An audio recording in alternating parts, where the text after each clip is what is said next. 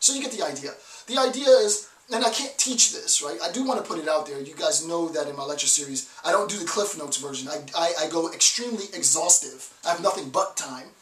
But what I want you to recognize is to factor all of this into account in sitting in the room, right? And I'll talk again about the room itself.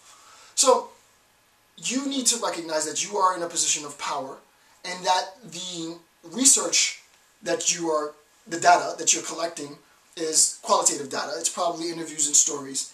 And insofar as the person is sharing these stories, it's likely the case that it's information that could bring up emotions that I might not be. I'm not a psychiatrist. I'm not a psychologist. I might not be qualified to deal with, right? So we have to very, very carefully watch how we participate with the other. And one of the greatest, simplest means of having a great interview, of getting data really by the drove, is to let the person know, hey, I'm Dr. Campbell. If you would like to know my qualifications, I'd be glad to share all that information with you. But let me tell you a story about myself, and I would like to hear a story about yourself on this particular topic, right? More conversational. You'll get a lot more. You'll get a lot more out of your participants, right? So you want to make sure that you recognize GNI.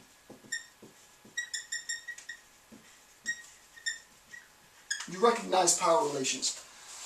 Another thing with respect to power relations, it's not just the case that you're going to recognize power relations between yourself and the participant, but if you're interviewing multiple participants at one time, for example in a mediation or a negotiation, you want to be cognizant of the power imbalances between participants, right? Because you don't want to create a condition in which one participant who has more power feels entitled by your presence to belligerently attack some weaker participant. So, off the top of my head, husband and wife, maybe domestic abuse case, blah blah blah, and you're talking to them.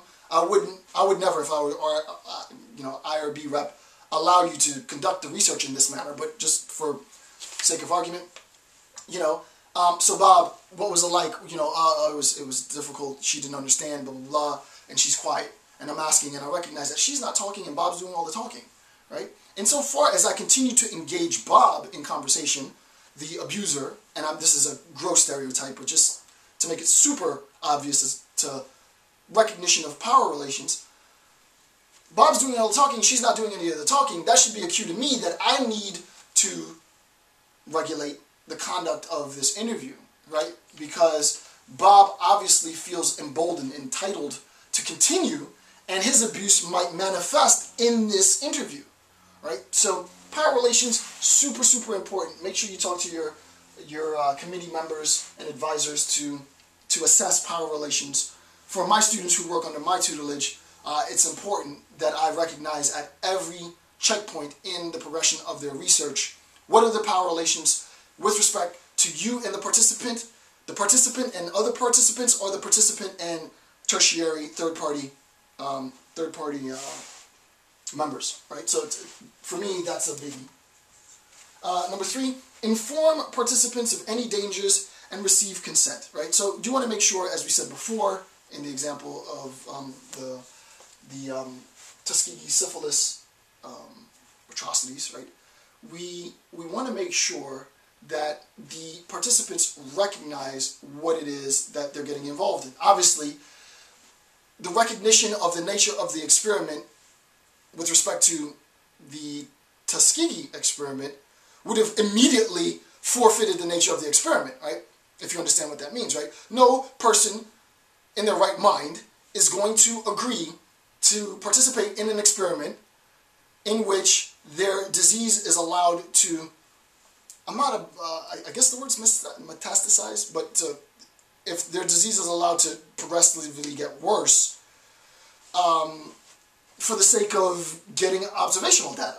I'm not going to, I love science and all, but I'm not going to do that, right? That's specifically why the nature of the experiment was not disclosed, right? So we want to make sure that we inform, the researcher, inform the participants of any dangers, hazards, and so on, right? So participants must be informed. I-N-F-O-R-M-E-D. Right? Participants must be informed. They have to know the dangers of the experiment, right? The potential dangers and the real dangers of the experiment. Okay. Next point, 1953. James Watson and Frank Crick discover, I love this one, right? James Watson and Crick, DNA, right? So James Watson and Francis Crick discover the structure for DNA, for which they eventually would share the Nobel Prize in 1962. Okay? They secretly, here's something that people don't usually know, but they secretly obtained key X-ray diffraction data from Rosalind Franklin. Right? I highlighted and boldened their names so that we know who Rosalind Franklin is, right? So they got this data secretly from Rosalind Franklin without her permission. She was not awarded a Nobel Prize because she died in 1953 from ovarian cancer at the age of 37.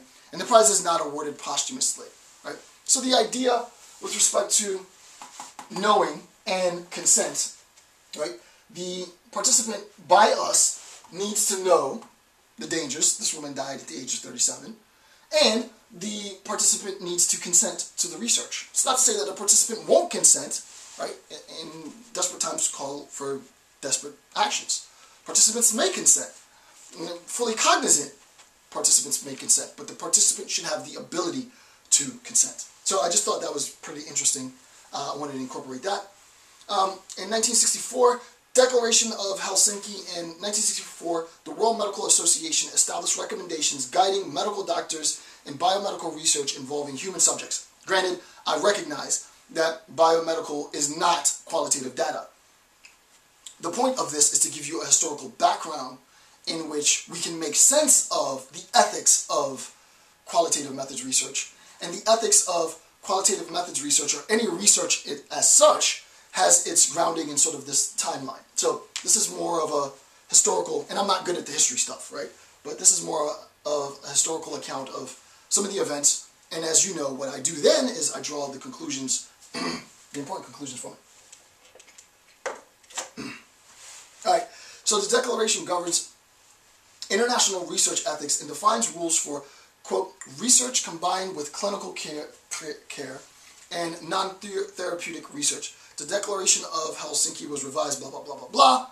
And here are some of the issues that are included within this, right? First, research with humans should be based on results from laboratory and animal experimentation. So research with humans should, from a prior sort of phase of research, if you want to think of it as far as phases of approval, should itself be based on results from previous laboratory and animal experimentation. Okay. Second, research protocols should be reviewed by independent committee prior to initiation. Makes sense. Some objectivity, some impartiality, which we'll talk a lot about later. Informed consent from research participants is necessary. I've talked about that. Research should be conducted by medically, scientifically qualified individuals. In the case of qualitative methods, sufficiently trained individuals who are sufficiently trained. You should, you know, if you are yourself, if you haven't completed your training, you should have met whatever conditions in your nation, region, city. In the state of Florida, with respect to my university, I go through the IRB reps at my university, and then I have outside training that I have to go through. It's called CITI training that I do to qualify me to be able to do qualitative data collection. As I said, you can't just go out there, pick up a microphone, you know, ask people horrible questions and then throw it up on YouTube. You can't do that, right? I think a lot of laypersons do that, right? And there might not be any considerations because, you know, they're doing whatever it is that they're doing. As an academic, as someone in the field, there's no way I could do that, right? That's a career ender. So what you do is, and not only just the career, it's an abuse of power, right? More importantly than the career, it's an abuse of power. You don't go out there, say, hey, tell me your stories because I'm a professor, and then I go out and I don't, you know, I just throw their information out. That can be a problem. And as I said, as I've gotten older and as I've gained more knowledge, I recognize some of the errors in my, you know, in my undergrad, in my graduate education, which I think makes me a stronger qualitative researcher now. So risks should not exceed benefits, right? The benefits of the research should be more than the risk, right? If the research is all risk-based, very little benefit-based, what we call in qualitative methods, what we call this is speculative, right? Speculative research is left for the philosophers, right? And I'm a philosopher, I don't say that in a derogatory sense, right?